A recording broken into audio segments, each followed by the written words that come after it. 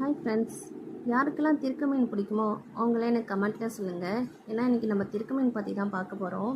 இந்த திருக்க மீனையே நான் 1 மாதமாக எங்கள் மீன்காரங்கிட்ட சொல்லி நான் வெயிட் பண்ணி வாங்கியிருக்கேன்.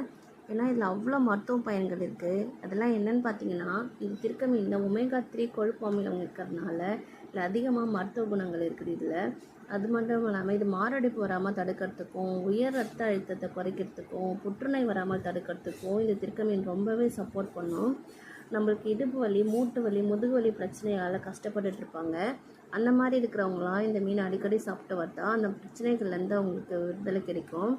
அதோட தசை வளர்ச்சிக்கும் தோல் சம்மந்தப்பட்ட எல்லா பிரச்சனைகளுக்கும் இந்த மீன் ரொம்பவே உதவி பண்ணும்.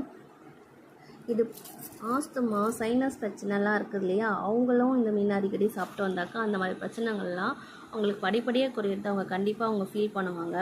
அதோட நம்ம வயசு காரணம் வயது முதிர்ச்சி காரணமாக ஏற்படுற கண் பார்வை பிரச்சனை, ஞாபக மறதி, மனசோர்வு, உடற்சோர்வுலாம் ரொம்ப கஷ்டப்படுவாங்க இல்லையா, சோர்ந்து உட்காருவாங்க. அந்த மாதிரி இருக்கிறவங்களுக்குலாம் இந்த மீனை சமைச்சு கொடுத்தாக்கா ரொம்ப ஆக்டிவாக இருப்பாங்க.